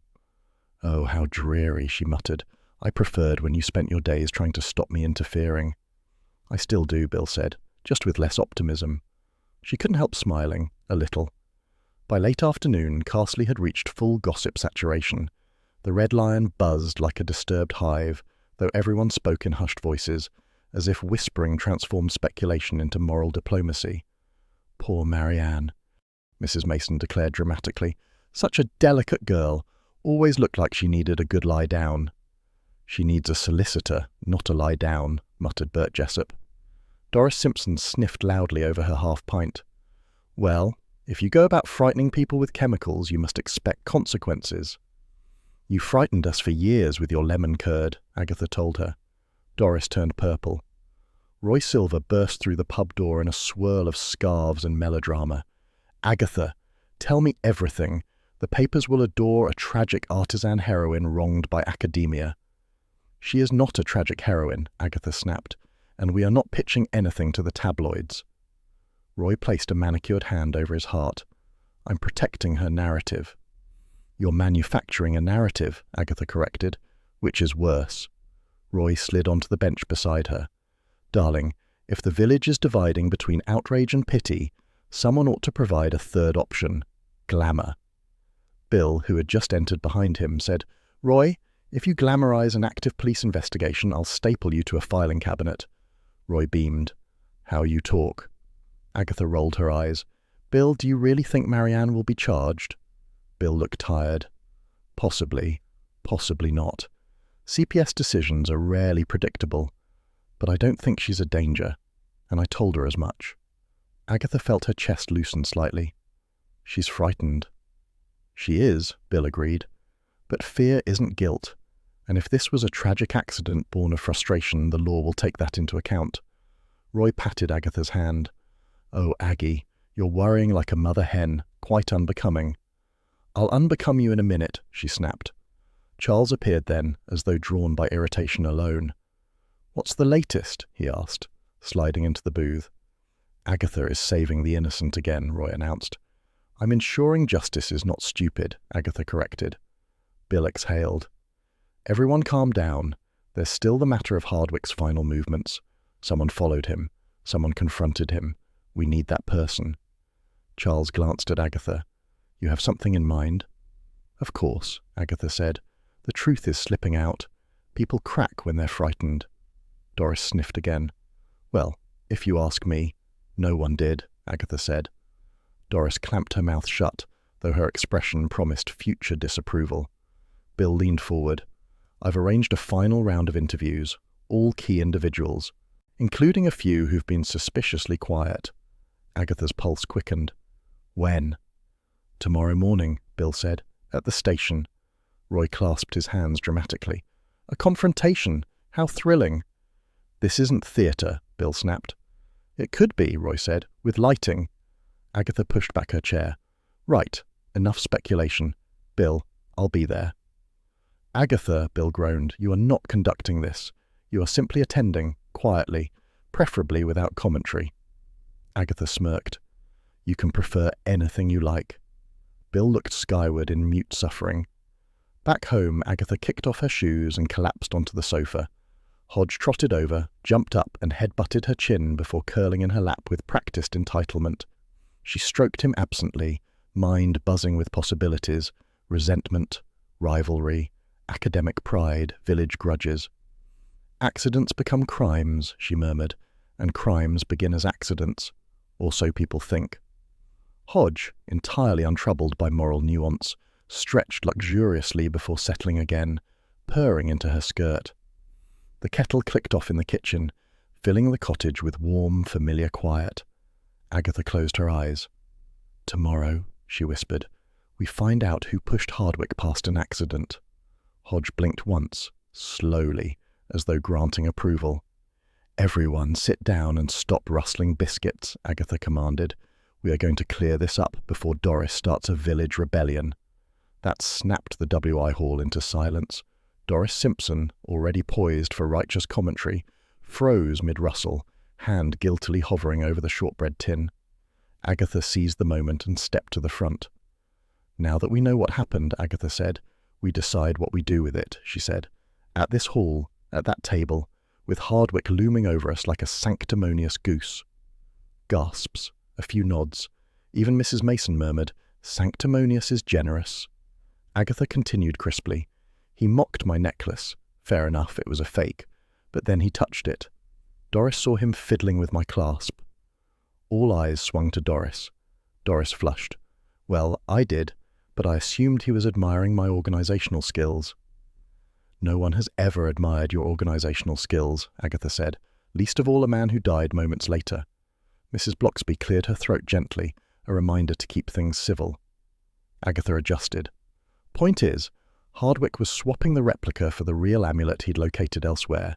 He needed proof for his grand book deal. He found it. He took it. Then he left. Murmurs swept the room. Agatha held up a hand. But he handled something else that night. Something sticky. Resin. Amber resin. Marianne? Marianne, seated beside Mrs. Bloxby, stiffened. Her eyes shone with fear but also relief, as though waiting for Judgment Day to finally arrive. Agatha softened her tone.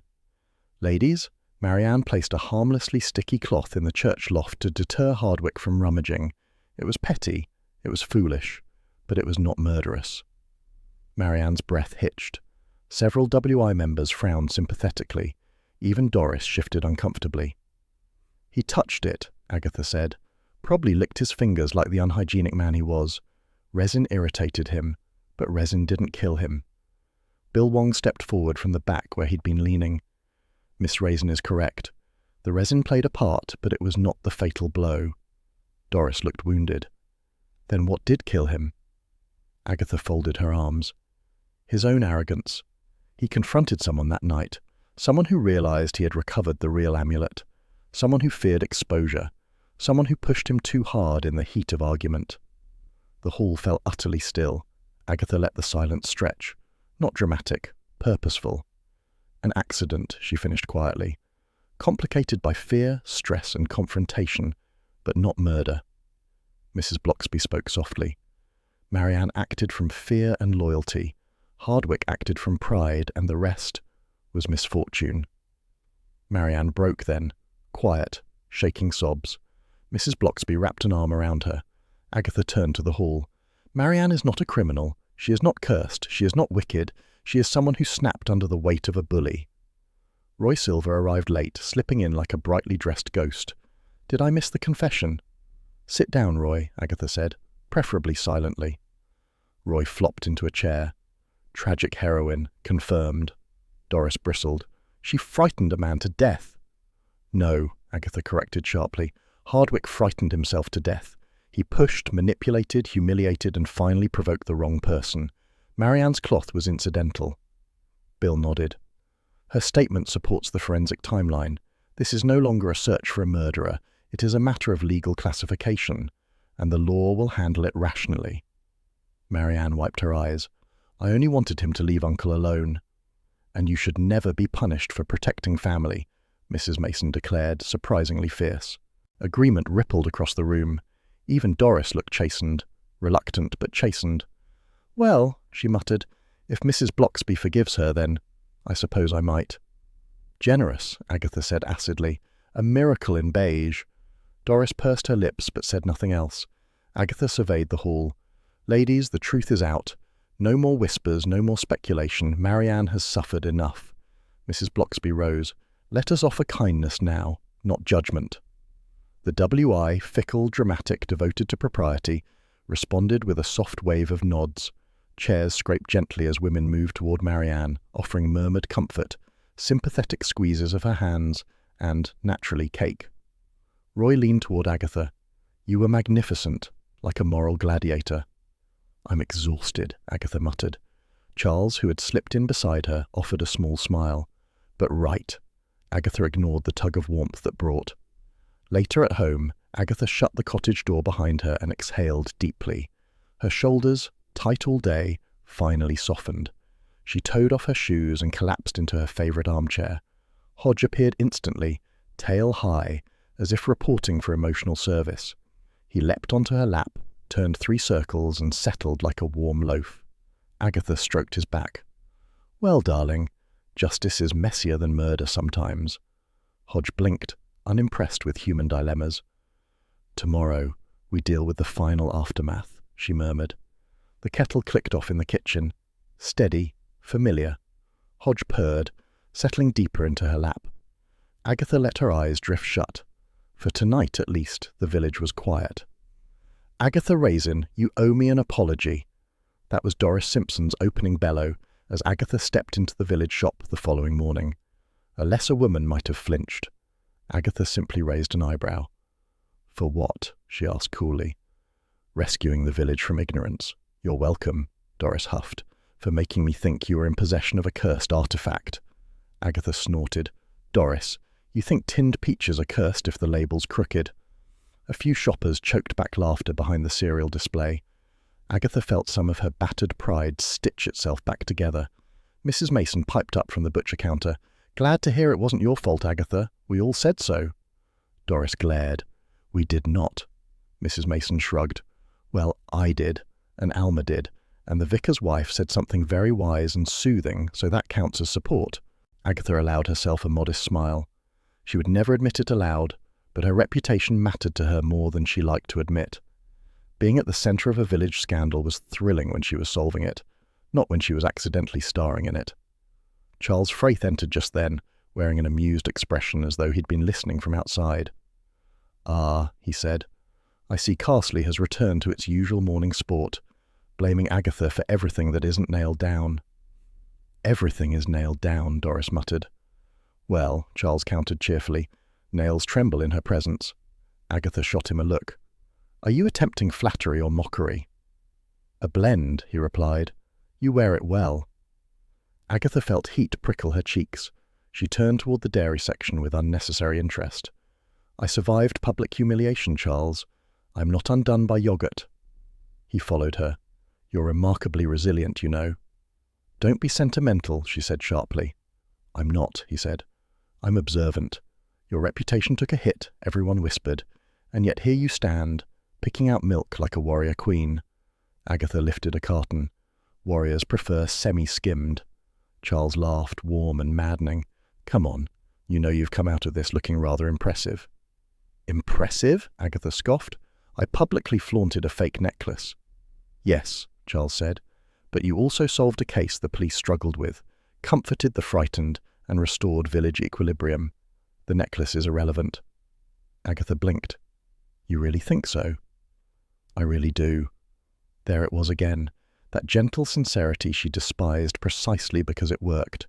She turned away before Roy sighed. "You're no fun." "I am tremendous fun," she replied, "just not headline fun." "Fine," Roy said, "but do know you are in spirit centre stage." She hung up, feeling rather pleased.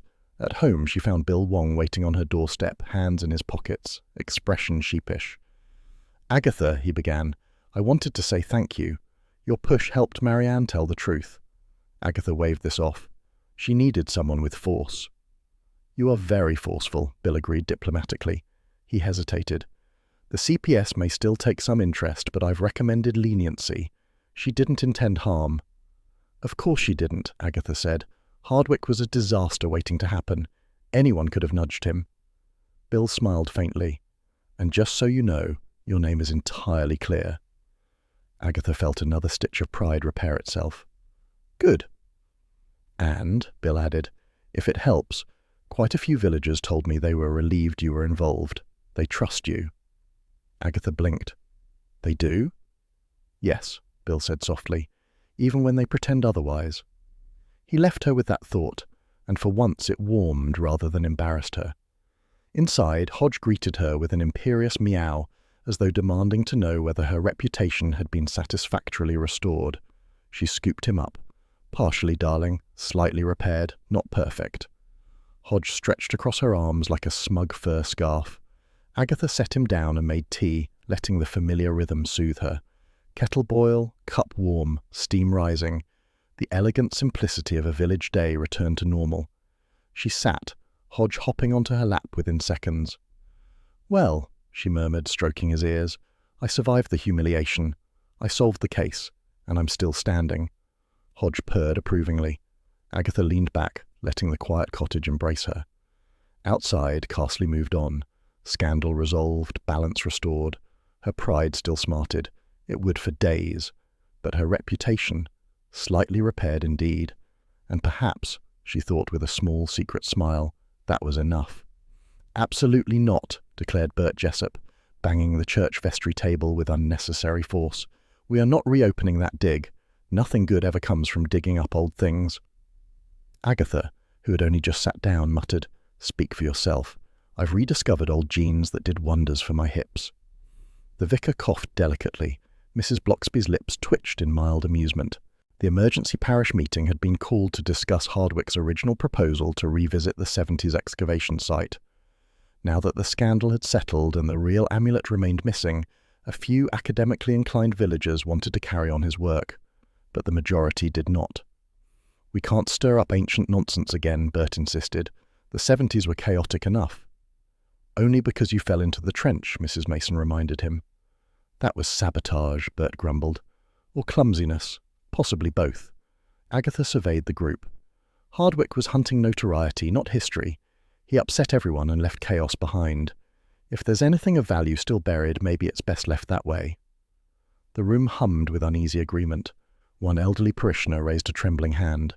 "Some things belong to the past. The church should preserve peace, not disturb it."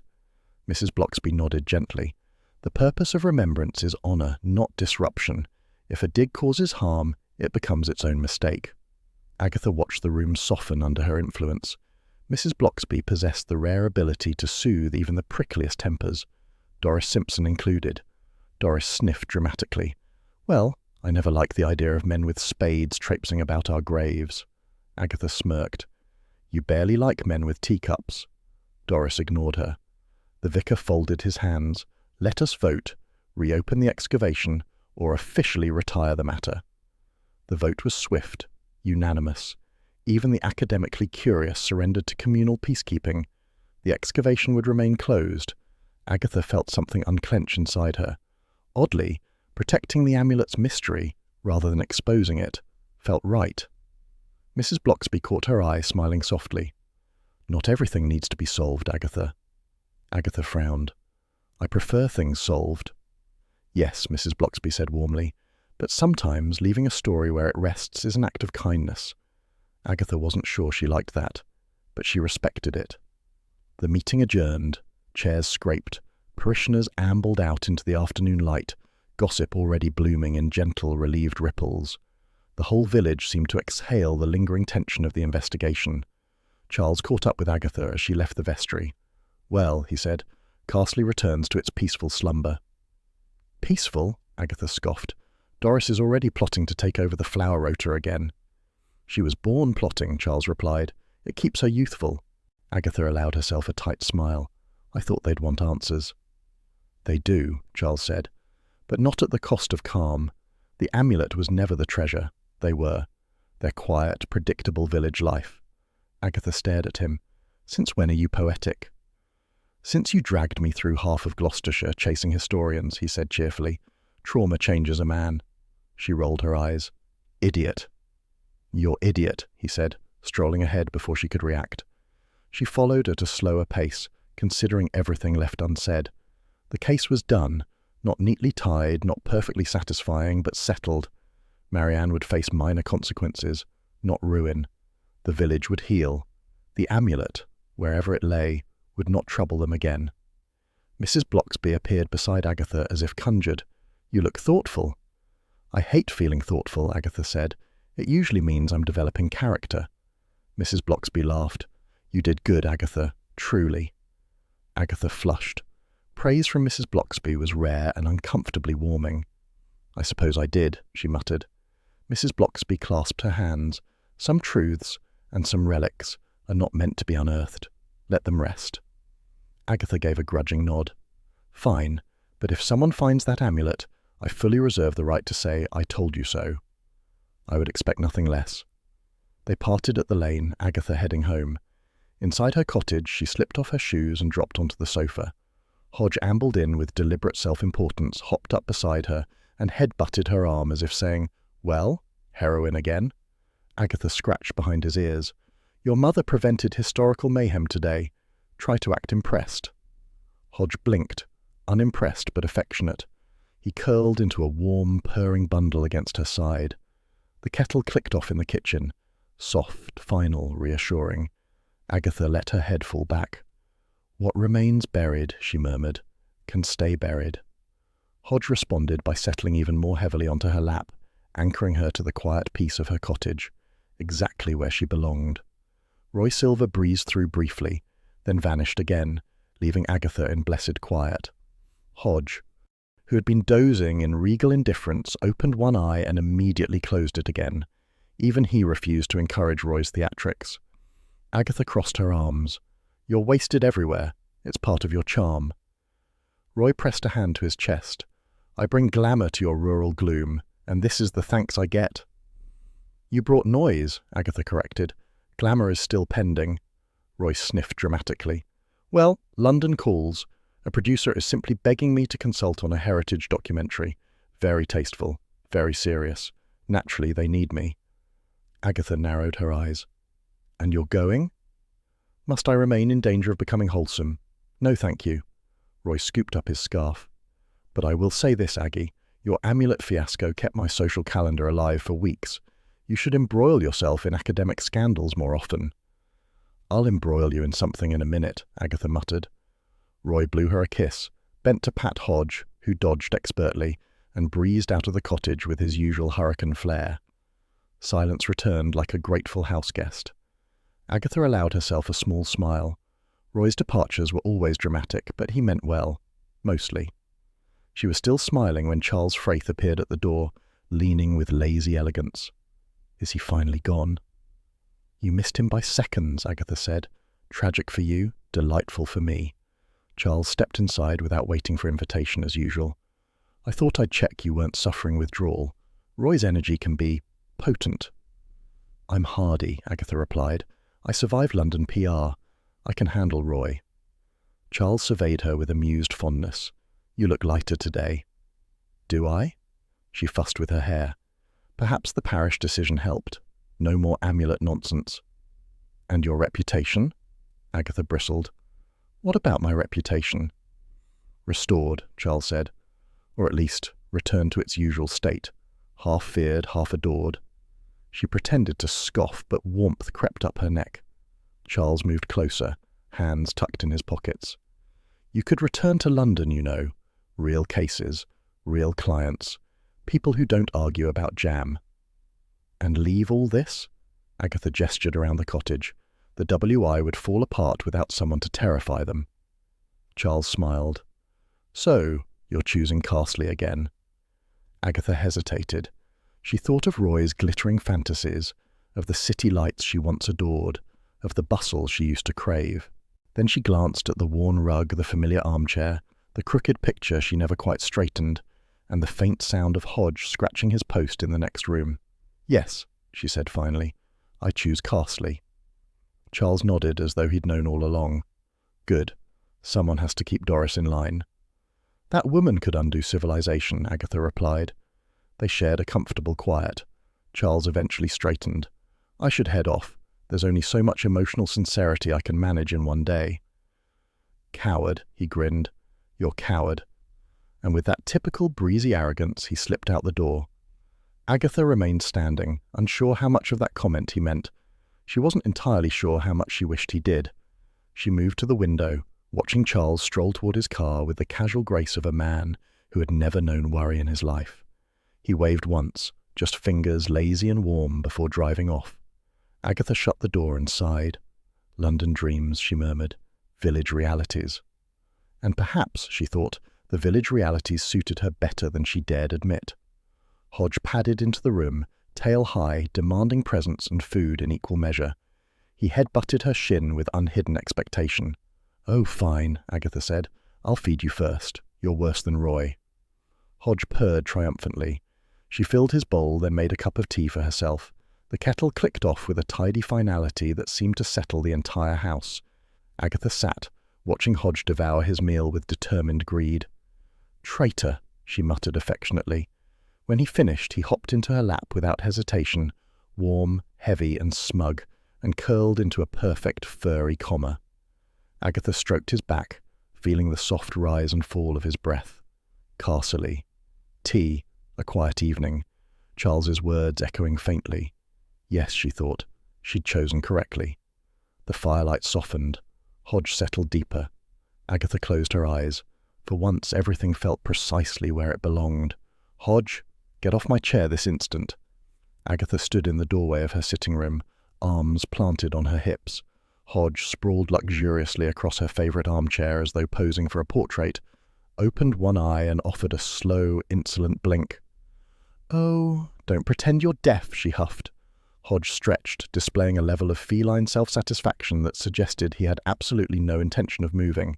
Agatha sighed, snatched a cushion from the sofa, and dropped into the second-best chair, lumpier, older, and positioned at a slightly irritating angle. Typical, she thought. Even my cat treats me like hired help. The room felt unusually still, the quiet sort that began to settle after a case concluded. The hum of gossip fading, the last threads of drama tied off, the village drifting back into its habitual rhythms. Agatha was accustomed to these moments, equal parts relief and restlessness. She picked up a match, struck it, and lit a cigarette with a small, deliberate inhale. Just one, she murmured. A victory cigarette. Hodge flicked an ear, unimpressed by either her restraint or her triumph. Agatha gazed into the fire, watching the flames pulse amber and gold. Fitting, really, considering the ridiculous necklace that had caused half her recent humiliation. Beauty, mystery, danger, scandal, and in the end, rather less magical than she had hoped. A soft knock interrupted her brooding. Before she could rise, the door opened slightly and Mrs. Bloxby stepped in, smiling with her usual quiet warmth. I hope I'm not disturbing you, Mrs. Raisin. You always are, Agatha said, then waved her inside. But you may continue doing so. Mrs. Bloxby's eyes drifted to the cigarette. A rare indulgence. A treat, Agatha insisted. After surviving historians, resin poisonings, and the WI.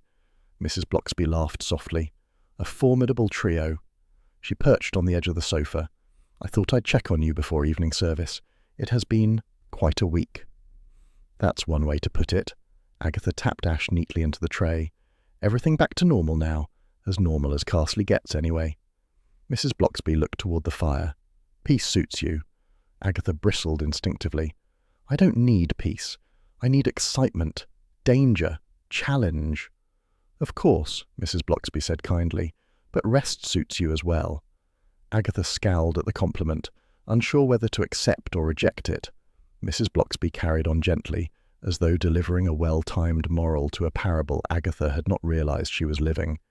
You know, she said, beauty fades, Mrs. Raisin. Charms fade.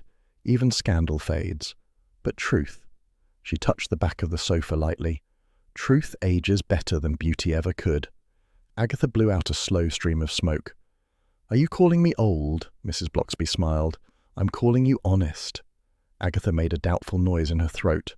Honest was not a word she'd ever associated with self-promotion, emotional self-defense, or strategic omission, all of which she considered essential survival skills.